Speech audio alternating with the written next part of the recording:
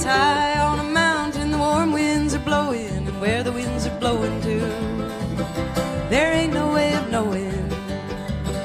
The mountain grass is short, it's dry and close to burning, crying out for water as the seasons turning. Hello, I'm Ayana Young, and I welcome you to Unlearn and Rewild, where we explore radical ideas relating to Earth renewal. Biodiversity is the greatest wonder of this planet. It's the way life works. It's the proof of the web that ties us all to every other creature. We're so good at building walls between ourselves and nature, around our bodies, and around our minds. We're googly-eyed in this technological hallucination, and the well-being of our soil and all that springs from it is of no importance to most people. It means everything, though, to Vandana Shiva and the millions she's inspired and educated in her tireless efforts around the world. Scientist, philosopher, feminist, author, environmental activist. Dr. Vandana Shiva is a one-woman movement for peace, cultural conservation, and justice for the earth. Vandana Shiva was born in 1952 in Dehradun, India. Her father was a conservator of forests, and her mother was a farmer with a deep love for nature. After receiving her schooling in India, Vandana Shiva earned a BS in physics, an MA in the philosophy of science at the University of Guelph, and a PhD in nuclear physics at the University of Western Ontario.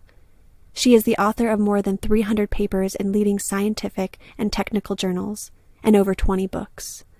In 1991, Dr. Shiva founded Navdanya, a national movement to protect the diversity and integrity of living resources, especially native seeds, and to oppose what she calls the colonization of life itself under the intellectual property and patent laws. Hello, Dr. Vandana Shiva. Welcome. Thank you so much for being here. Hi. One of the great features of this biodiversity web is that it acts as a safety net. It helps life adjust to an ever-changing climate. And as the mood swings of the climate intensify, many species won't survive. An estimated half of all species will disappear this century if we fail to act meaningfully. But the more species that do make it, the better the chances of entire ecosystems surviving. So, Dr. Shiva, through your organization, Navdanya, you've set up seed banks all over India to preserve genetics of plants. So in your view, why is biodiversity so crucial? And beyond starting seed banks, what can be done on a global level to preserve biodiversity? As you said, biodiversity is the potential of life to adapt. And we've set up community seed banks to really create a base of another agriculture that is biodiversity based. Because what is called agriculture today is not agriculture. It's not the culture of the soil. It's not a culture of the land. It's the culture of oil and fossil fuels, which is why I wrote Soil Not Oil. 40% of the emissions that are creating instability in the climate and pushing us to climate chaos of the kind that creates disasters that have already become real, taking lives, destroying ecosystems, destroying food and crops. 40% of that problem lies in an agriculture which destroyed biodiversity, replaced the functions of biodiversity, whether it was renewing fertility or keeping a balance between insects and friendly pests, allowing pollinators to thrive. That destruction of biodiversity was always justified in the name of increasing food production. I have spent the last 30 years of my life, since the problem started in Punjab, the land of the Green Revolution, to both understand what went wrong and to try and build alternatives. So what went wrong is what I call the monoculture of the mind, which comes out of an industrial culture, a fossil fuel culture, pretends to be more productive, but is actually destroying the potential of the land and ecosystems to provide. The more we save biodiversity, the more the land provides. Our work has shown that we can produce more food in our food for 2 planets and better food, not nutritionally empty, toxic food, while we leave the biodiversity for all species to thrive, not in tiny areas of wilderness, but we bring the wild into farming. I call open pollinated seeds the rewilding of seeds. I call biodiversity intensive agriculture, which has flourishing and teeming microorganisms in the soil. Our farm has 6 times more pollinators than the forest next door. And of course, GM crops allow no pollinators at all, our studies have shown.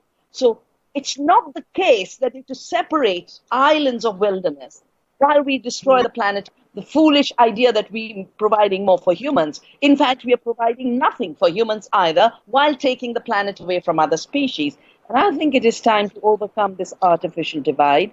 I think it's time for movements to overcome the divide between climate change and biodiversity, erosion and extinction. The same problems that lead to climate change are pushing species to extinction. The same actions that will protect the species diversity will also address climate change. With all the modified genetics in the world, thousands of plant varieties in trial, legally or otherwise, Kauai actually comes to mind just thinking of the horror of so many GMOs being tested there. And there's also GM animals and GM trees, all cross-pollinating with natives. So I'm wondering, will everything become contaminated? Or are certain plant families immune because they're sexually incompatible with GM plants? What are the prospects for uncontaminated life on Earth? Well, the first is that very few crops are genetically modified, and they're in very few countries. Of course, the industry would like to pollute and contaminate everything, but they aren't intelligent, they aren't smart. They might call themselves smart, but a technology that could only introduce 2 traits, both toxic, Bt traits and herbicide resistance trait, both are putting toxic genes into plants in 4 crops.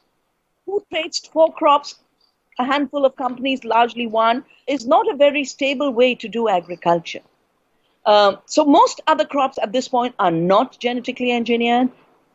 In any case, there's some. I love the millets. I love the small millet. The reason millets are called millets is because each seed gives 1 million seeds. They're tiny little grains. Industry has a very tough time manipulating these grains. And they anyway are ignorant about the diversity people eat. So the more diverse our agriculture, the more protected we are. The more resilient our agriculture through diversity, the more it'll protect our crops. If all you're growing is corn and you have a GM corn neighbor, your corn will be contaminated. But if your cornfield is like our cornfields at the farm, full of beans and full of okra and full of 9 or 10 other crops, that contamination risk goes down. So whichever way you look at it, diversity is our insurance, but we can't then say, oh, that'll take care. We have to function as Earth citizens, and that's why I talk of Earth democracy. We have a duty to stop this violence against the Earth. We have a duty to stop the creation of what I call a seed slavery and a food dictatorship, to push poisons everywhere, genetic contamination and pollution everywhere, just so one company can harvest super profits through collection of royalties, often illegal, as in the case of India, which has pushed the cotton farmers to suicide. And 84% of the suicides among cotton farmers are because of debt, because of GMO cotton. 95% of the cotton in India is now controlled through Monsanto licensing, and they harvest the royalties. So we are talking about an ecocidal and genocidal system. Ecocidal because it is destroying biodiversity. Genocidal because humans are part of that web of biodiversity. Economies rest on ecology, and every system of technology and economics that destroys the biodiversity of life on Earth also destroys those who depend on it. So you began fighting for seed freedom when you realized that the forces of globalization control seed, and you've even compared this seed slavery to human slavery. Plants are denied their ecological purpose and turned into food machines, just like farm animals, and in such a way that squanders soil and water, fossil fuels, and habitat. So can you speak about how colonialism the caste system, the social ladder, and all the systems of dominance spill over to our treatment of the natural world? It is because hierarchies that have no place in an earth family, that have no place in a human family, have been artificially constructed through systems of power and then been naturalized, whether it is the domination of patriarchal structures over women, or it is the domination of capital and those who control capital, because capital is a nothing. Capital is a construct. But there are people who control capital. There are people who create corporations. There are people who hide behind the corporate form and harvest those super profits. They have literally absorbed every hierarchy of the past, whether it be casteism. In my view, it's a casteism which says farmers don't breed, even though every seed used by the industry has come from farmers, often pirated. But in any case, all evolution begins from nature, is continued by farmers, and then there's a little tinkering, normally negative from the perspective of farmers and from the perspective of nature. Feudalism, which we got rid of, is coming back in the system. Slavery of the worst kind, which is making people slaves, but is making all life enslaved. And that's why I just pour all my breathing and, living time, probably even my sleeping time, because, consciousness doesn't sleep, to put an end to the slavery. You've alleged that Monsanto uses the guise of humanitarianism to circumvent import restrictions on GMOs. For example, in Orissa, India, following the 1999 cyclone, and in Haiti following the earthquake. So can you explain how the biotech industry employs this kind of disaster capitalism and how it is patenting thousands of climate-resilient food varieties to profit from climate destabilization? I have witnessed in the last decade and more that every time there is a disaster, it could be an earthquake, it could be a super cyclone, it could be a drought, Monsanto is there to push its GM seeds or its GM crops. In India, they couldn't have pushed the seeds at that time because the laws didn't allow it. So they used the US government and CARE and other agencies to try and push the rice eaters of Orissa to eat corn and soya blend. And the farmers and those displaced complained to us and said, we can't eat the stuff. So I took samples, had it tested. It was GMO, totally illegal, wrote to the health ministry. It was banned from imports because it was illegal. And yet the narrative that's created by Monsanto and its lobbyists is, I prevented people from eating. No, what we did was distribute rice, not just rice to eat, but seeds of salt-tolerant rice, which we had conserved in our seed banks, so that farmers could grow rice in spite of the salt. And then the farmers of Orissa gave that rice. When the tsunami destroyed agriculture in Tamil Nadu, 2 truckloads of seed gifts. We've had an earthquake in Nepal. And we were asked by farmers of Nepal to send them seeds because 50% seed is destroyed. Monsanto, I'm sure their hand is in it, tried to pass rules to say only Monsanto and its subsidiary seeds can be distributed. It took us 10 days to work through this corruption, to get open-pollinated seeds to the farmers who had lost everything and needed to rebuild their lives. In terms of then trying to patent the very seeds that can allow people to rebuild and rejuvenate their lives after disasters, there are 3 myths being spread. First, that only genetic engineering can put salt tolerance and flood tolerance and drought tolerance genes. Why is that a false statement? It's false because any complex trait like climate resilience is a multi-genetic trait. Genetic engineering only uses single gene transfers. It doesn't have the capacity to introduce these multi-genetic traits. These traits are introduced from pirated varieties. And then all kinds of languages created to make it look like an invention. The 1,500 patents on climate resilient crops are basically a result of piracy. And all they do is read the genome of varieties already known to be salt tolerant and take a patent, just like in colonialism, The colonizers would take a map, draw lines across it and say, this is mine, this is yours. England, you take this. France, you take this. Belgium, you take this. Now they are drawing lines around life and chopping up life for their ownership.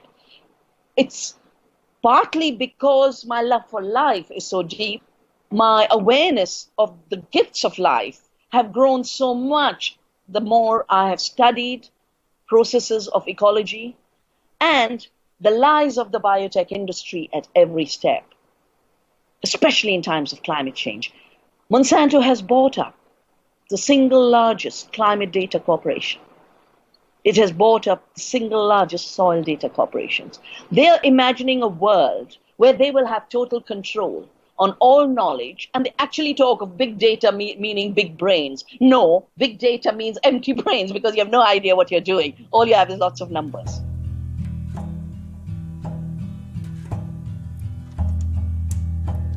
A strange form of life, kicking through windows, rolling on yards, hitting in loved ones, triggering odds. A strange one.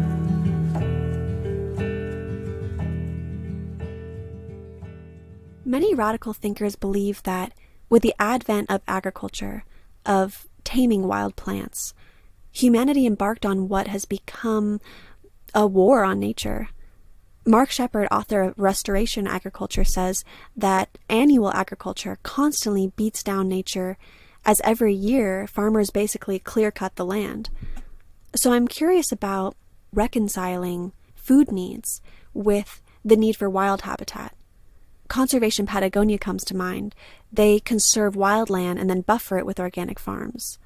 So, in your view, what are some ways to integrate food production with the dire need to protect and restore land? Well, I have to say a lot of friends in the West who work on nature conservation have a very wrong reading of agriculture. They assume that violence against nature in agriculture began when agriculture started, which is not at all true. It started when the tools of war, after the Second World War, were introduced to make agriculture industrial. Why do I say that? I say that because the farms of the Western Ghats, they have even more diversity sometimes than a shola forest next door. Because when people work with nature, they enhance habitats for nature. As I mentioned, our farm has 6 times more pollinators than the forest next door. That means we have created more habitat for wild species. It's an agriculture which is using lethal poisons, herbicides, pesticides, that is destroying the habitat, not just on farmland, but in wilderness zones. After all, the nitrate runoff from nitrogen fertilizers is going into the oceans and killing dead zones. Albert Howard was sent by the British to improve Indian agriculture, which meant introduce what chemicals there were at that time, not that many in 1905, not as many as after the war, but to reshape agriculture in India like the agriculture of England. And he arrived and found the soils were fertile, the insects were flourishing, but there was no pest damage. And as he writes in the book he wrote, called The Agricultural Testament, I decided to make the pest and the peasant my teacher. Now, this book has been called the testament for modern organic farming. There's a very strong paragraph in that book, and I would recommend everyone who has exaggerated the violence and damages of industrial agriculture, the violence and damages of factory farming to all of history and all cultures. Howard says, agriculture in the Orient, China, India were called the Orient in those colonial times, and the West was the Occident. And he says, agriculture in the Orient has passed the ultimate test of permanence. The agriculture of the small farms of India is as permanent as the forest, the prairie, and the ocean.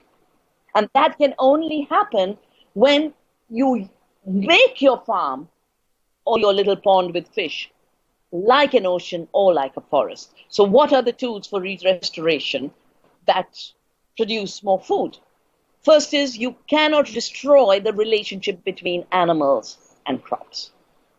That's another thing Howard observed, that any agriculture system that has to last and not destroy ecological processes must have perennials, which means it must be agroforestry based.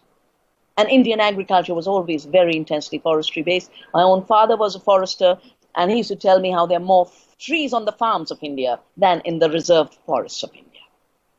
Second, livestock and animals cannot be separate. It's when you separate crops and trees and livestock and put trees in a forest, livestock in factory farms, and the annual crops as a monoculture that the damages begin.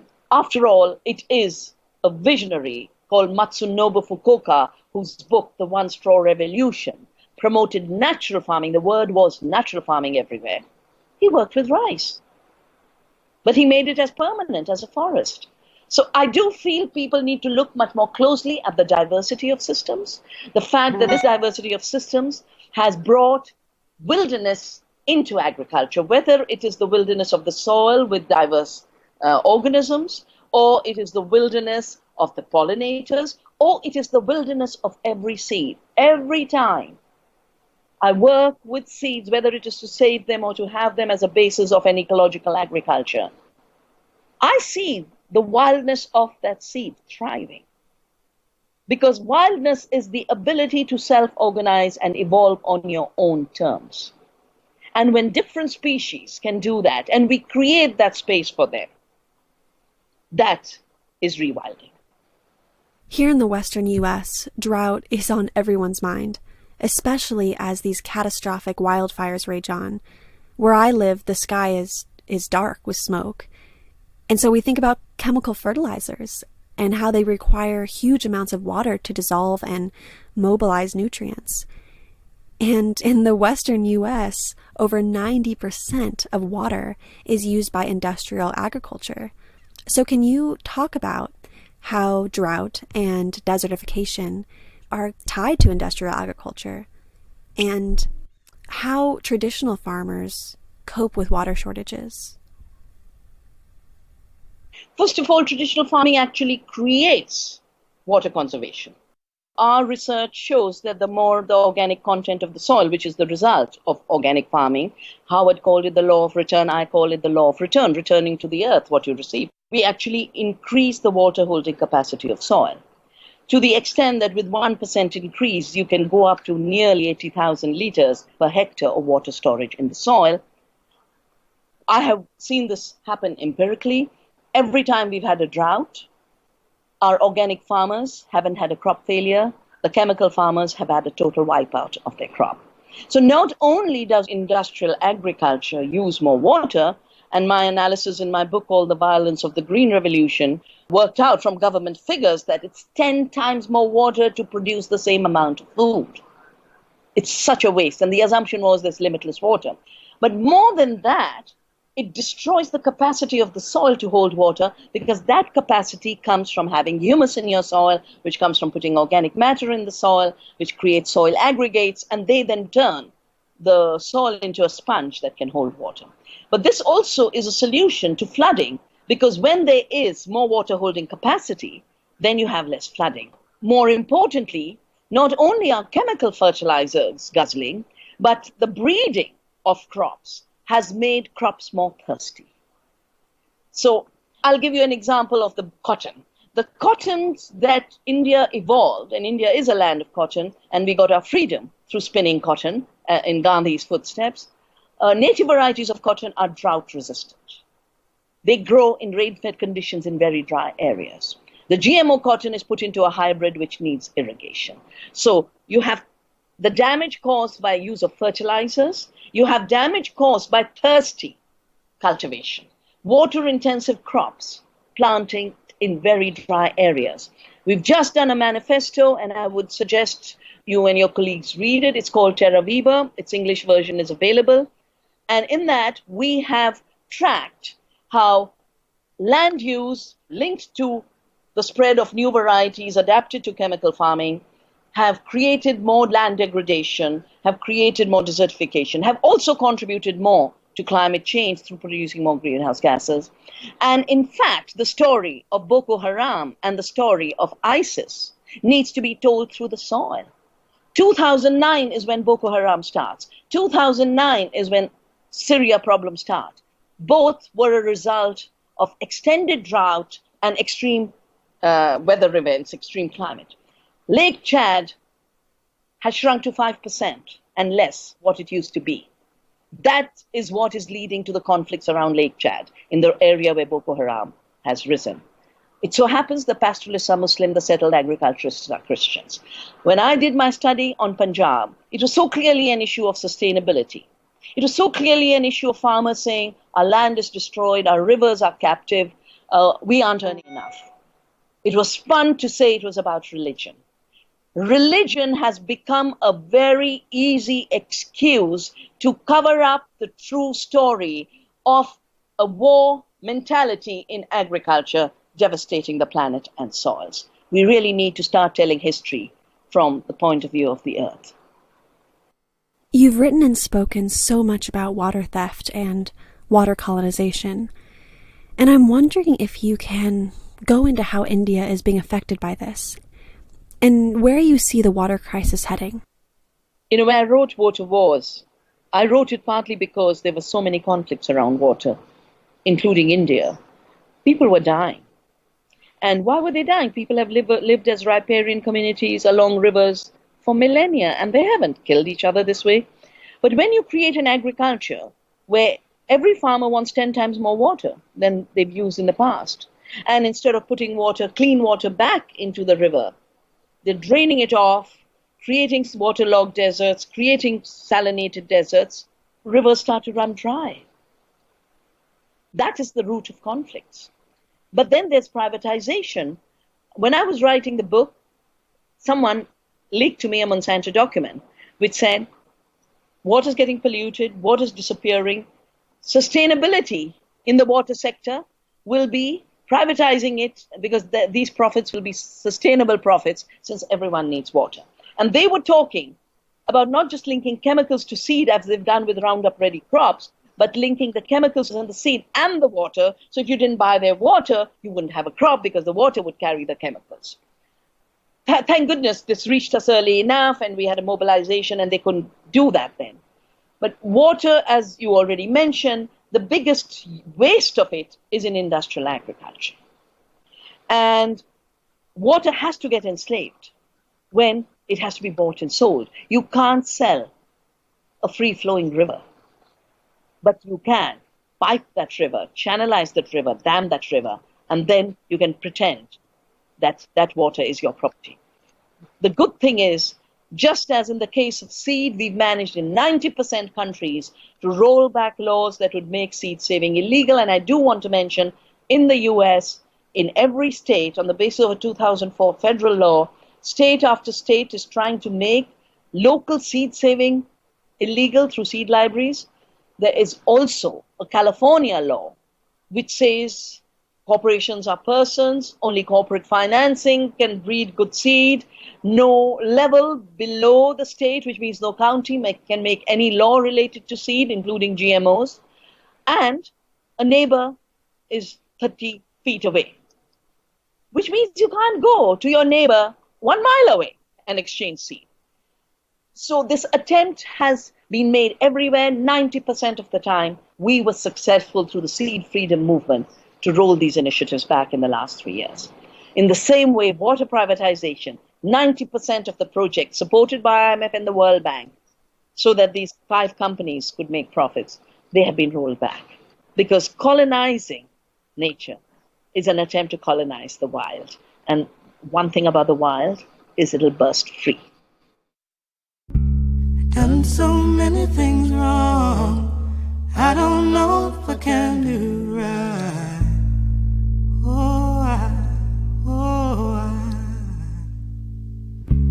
Done so many things wrong, I don't know if I can do right.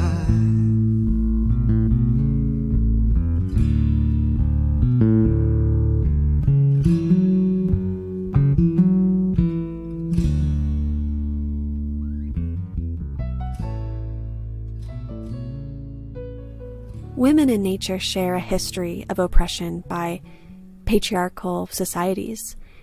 You wrote one of the early works on ecofeminism in 1988, a book called Staying Alive: Women, Ecology, and Development. And if I understand correctly, you argue that oppression has escalated as industrial development has been imposed on the, quote, developing world. Men with machines are still wrecking the natural world. Despite all the talk about a paradigm shift, we're still wrecking the place. So how can feminism help societies reconnect to Earth and disarm the violence against her? And, as I've written in that book that was started in 85 at the big women's summit in Nairobi, which is when my publisher said, this connection between ecology and feminism hasn't been made, will you write a book? And I wrote Staying Alive. Why do I say the violence against women and the violence against nature have the same roots? Because it is the so-called scientific revolution and so-called rise of an economic paradigm centered on capital that declared nature as dead and inactive and valueless, declared women as passive, as unproductive, non-creative, empty heads. That death of nature and the exclusion of women from the recognition of their creativity and productivity is at the root of the violence. It's also at the root of the violence because by refusing to look at the creativity of nature, by refusing to look at the intelligence of women, violent systems were made to look like absolute creators. Creators of food while you blast the planet up. 75% of the destruction of the planet has come from industrial agriculture, which is only giving 30% of the food, and the GMOs are only providing 10% to unwilling consumers, because if there was labeling, no one would be eating it. Most of it goes for biofuel and animal feed. That violence has aggravated. In India, just in the last 20, 30 years, more than 30 million girls haven't been allowed to be born. The brutal violence against women has increased, and my reading of this is that when more and more violence enters the economic paradigm, when it enters your everyday thinking, then violence becomes the basis of your relationship. Objectification becomes the basis of your relationship. You have no source for reverence for nature, for respect for women. And the way ecology and feminism coming together can stop this violence is by recognizing that the highest creativity lies in nature. The highest creativity is in women. I have done campaigns on this silly golden rice, which will be hundreds of % less efficient if it was to come to be. And in any case, it has now been proven the papers published to justify it were totally manufactured, and the paper had to be retracted. So-called science that has to be based on manipulation really has no place. Leave it to women's creativity. We can solve every malnutrition problem on this planet because women have always worked with biodiversity. And it's the marginalization of that knowledge of biodiversity that is at the root of malnutrition, that is at the root of hunger. More importantly, the ability to be compassionate, the ability to be loving, which survived in women. I'm not saying it is built into the genes of women, but it survived in women because women were left to look after the economy which was not considered important. It was not the economy of war. It was not the economy of profits and the market. It was the economy of care. That economy of care needs to be everyone's economy. And I see rewilding and creating economies of care as one process at its roots. So I read that you and a band of other women acted to defend the forest in northern India by literally surrounding the trees, holding hands.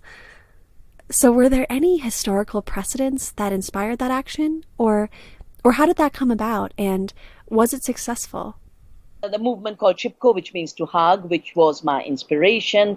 I call it my University of Ecological Knowledge and Ecological Activism because my PhD otherwise is in the foundations of quantum theory, in non-locality in quantum theory, very far away. I really learned so much from the women defending the forests through this act of deep love, of embrace. The women who took this initial action spontaneously didn't really know that there had been a precedent.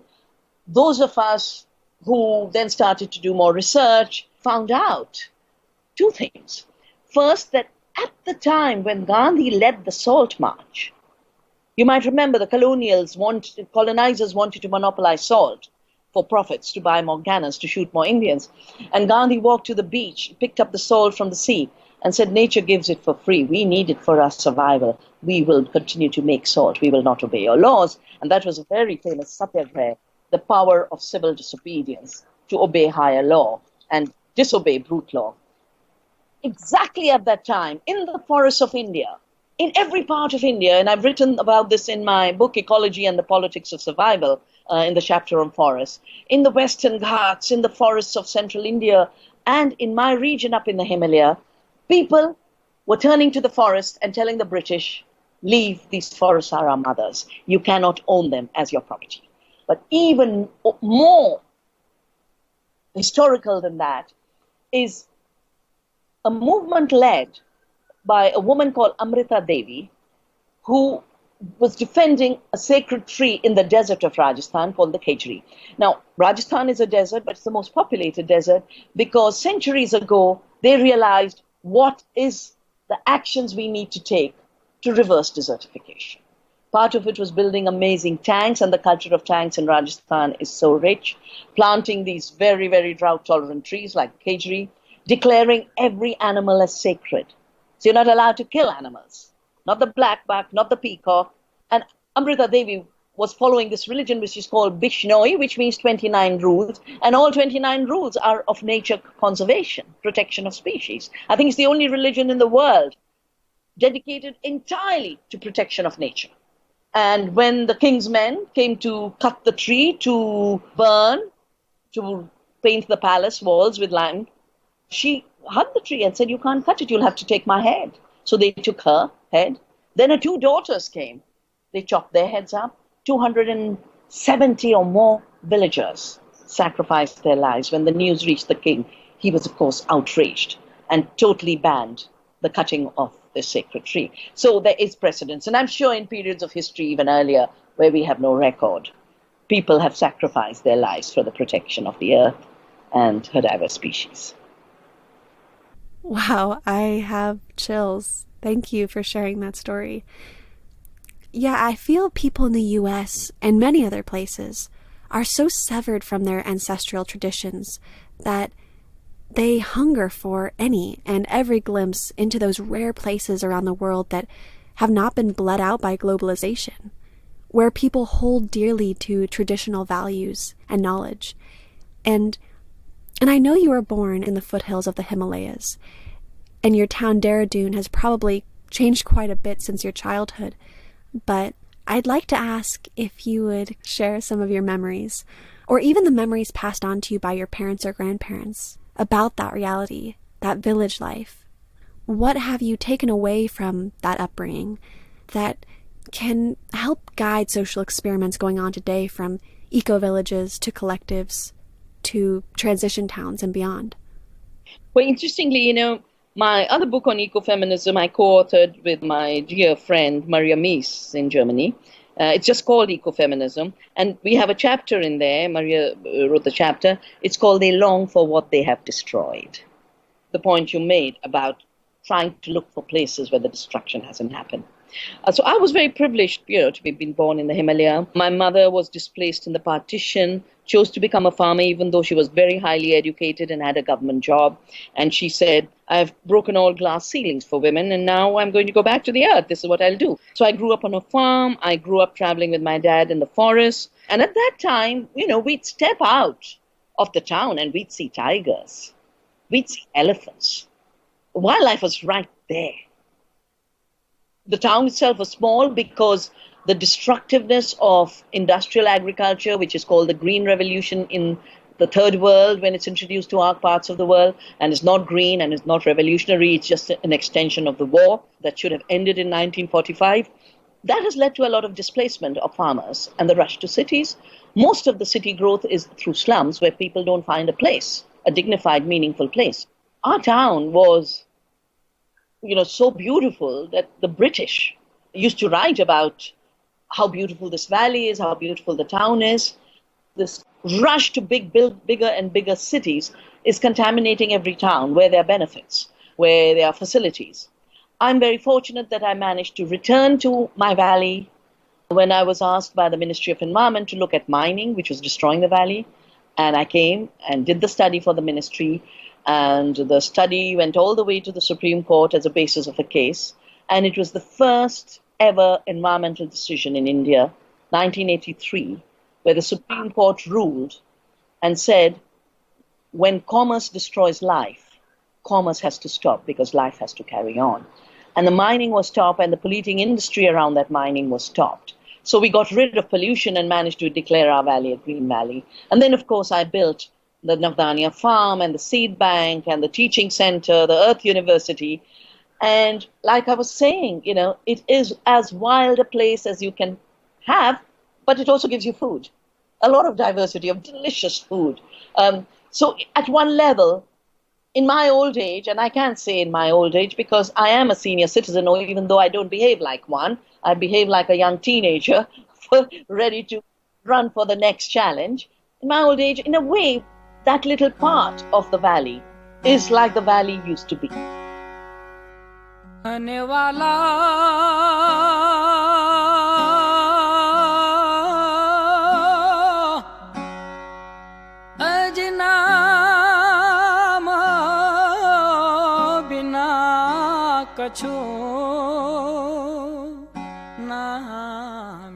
I believe most of us want to transition to a healthy world. And probably most people don't want the earth to die. Maybe not even Monsanto. They're just drowning in denial and profits. But more and more people are recognizing that the economy must contract. Industry must size down. And, population must contract. And our living arrangements must reflect the dire needs of the planet. So those who see it coming or recognize it's here and happening faster than we or other species can adapt are calling this a collapse. Others call it a transition. So if you were to lay out a roadmap for navigating this era of change, what can we do? What are the real-world, tangible steps the global community must take and is capable of taking for a graceful return to a mosaic of regional earth-minded societies? First issue in the transition is to know that ecosystems are collapsing, species have been driven to extinction, economies are collapsing everywhere, entire societies, like in Syria, if half your people are living in refugee camps somewhere else, that's a collapse. It's a social collapse. I think in the towns of Baltimore and in the towns of Missouri, we see a social collapse. But the key is not to respond to either fear or panic or hate. Because that is what is triggered for those who would like to maintain power in this period. When I hear the speeches of your presidential candidates, based on fear and hate, they are actually making sure there can't be a transition. So the transition needs, instead of fear, it needs hope. Instead of hate, it needs love. The second is that this transition cannot happen while we think piecemeal. We all have limits. Either I can start a garden, or I can be a good teacher, or I can be a wilderness protector. But even while we play our little role in our care for the earth, we have to be deeply aware of the web of life. And it's only when we see those interconnections at every step, we will stop doing what society has done for too long, competing with each other. Climate movement competing with the agricultural regeneration movement, the labor movement having to compete with the environmental movement. Too long have we been pitted against each other by those who thrive on divide and rule. The third very, very important aspect of the transition is 250 years of paradigms in economy, in science, in technology have literally groomed generations to think that, oh my God, what's going to happen if I don't have a job? Oh my God, what's going to happen when we run out of oil? Oh my God, what's going to happen if I've got to return to the village? What's going to happen when there's no electricity?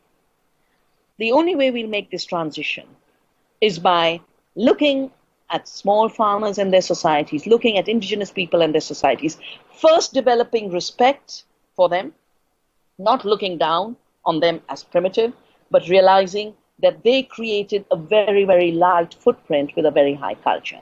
We can only make this transition as an earth family. We can only make this transition through the joy of living, not being married to the junk that industrial society has created. You know, when I got into a flight after my PhD, immediately I defended my thesis in the morning and I was on a flight back home. And everyone would say, but, you know, why did you come back? You could have been a tenure track but professor.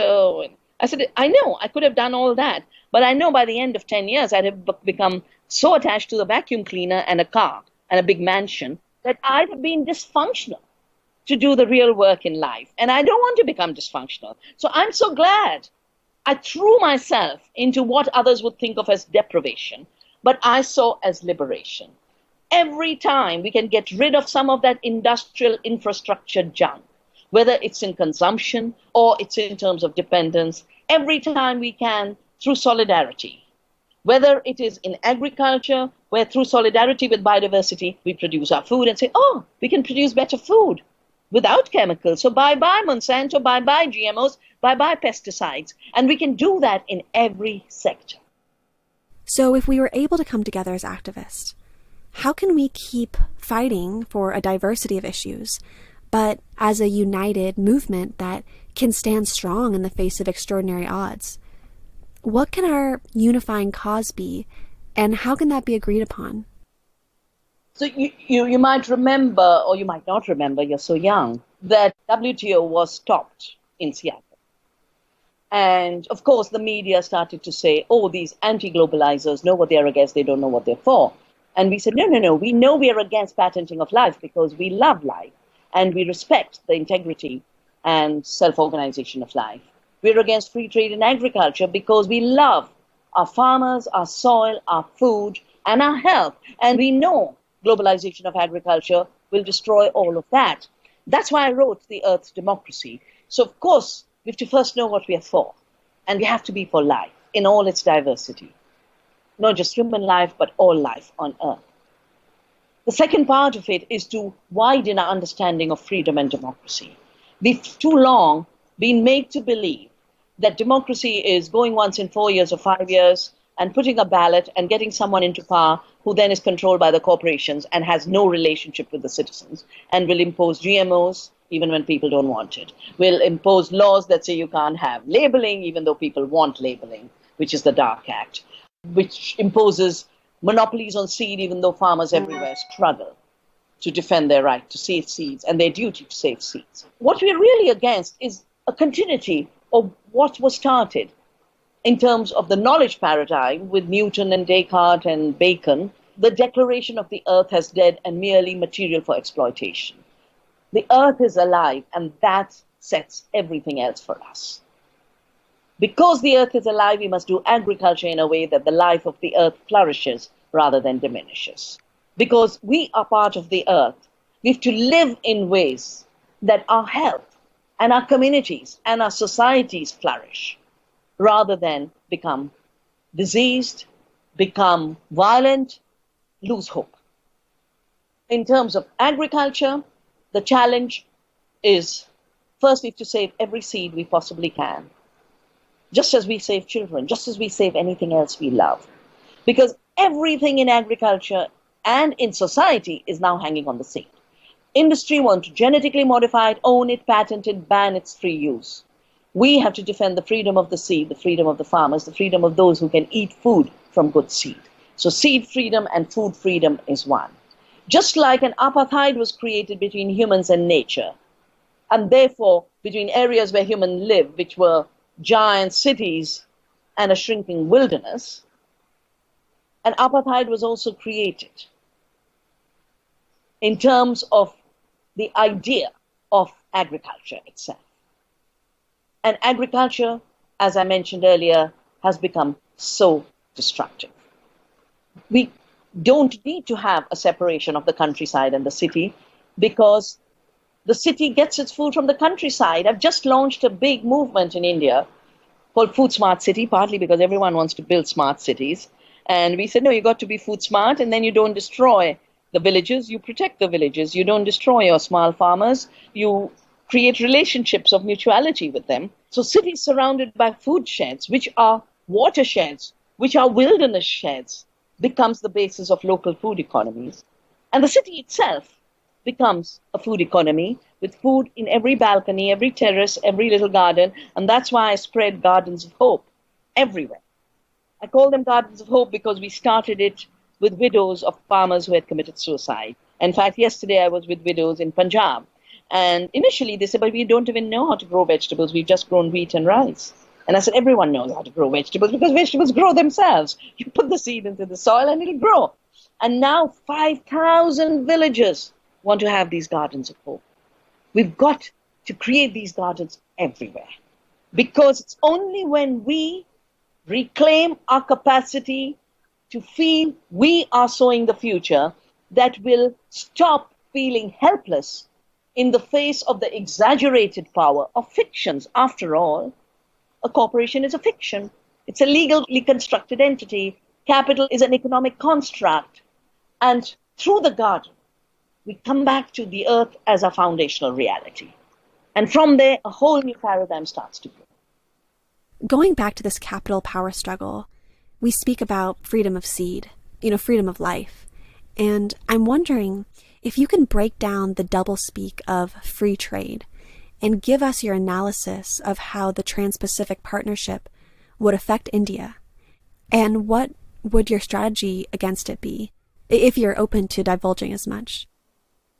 We could recognize so-called free trade to be the unfree trade because the first free trade treaty was actually written by the first corporation with a collapsing Mughal Empire in India, 1711, I think it was. It was called the Free Trade Agreement between the Right Honorable East India Company and Farrukhshir, the then emperor. I think, and they bribed a clerk in the emperor's office for probably 500 rupees, which would be $10 today. So colonization began as free trade.